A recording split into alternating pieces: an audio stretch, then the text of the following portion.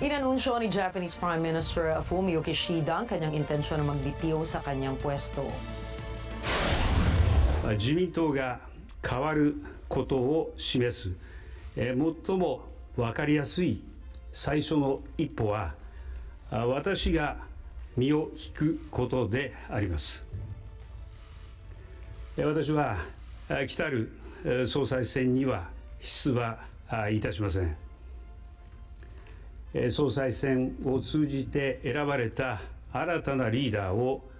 一兵卒として支えていくことに徹してまいります。Inaasahang bababa si Kishida bilang Prime Minister at pinuno ng Liberal Democratic Party pag may nahalal ng bagong leader ang kanyang partido. Ayon kay Kishida ay tuluyan na nitong tatalikuran ang karera sa politika upang mabigyan ng bagong simula ang kanyang mga kababayan.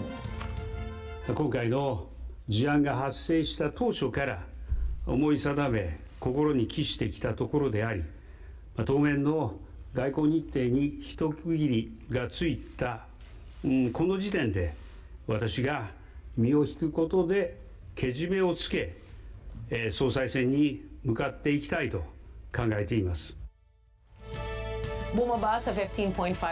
ang trust rating ni Kishida matapos harapin ang pagtaas ng cost of living, pagbaba ng yen at ang lumalabas na corruption scandal ng kanyang partido. Nagkukumahog ngayon ang namumunong partido ng Japan na linisin ang kanilang himahe matapos bumaba sa pwesto ang 4 na miyembro ng gabinete nito dahil sa isang fundraising scandal na isinagawa nila noong Disyembre ng nakaraang taon. Bukod rito ay may 5 senior vice minister at isang parliamentary vice minister mula sa kanilang partido na nagbitiw na sa pwesto panahon pa lang ni dating PM Shinzo Abe. Iniimbestigahan ngayon ng korte ang mga miyembro ng kanyang partido na nakatanggap umano ng pera magmula sa fundraiser na hindi naman iniulat ng kanyang partido. 所属議員が起こした重大な事態について、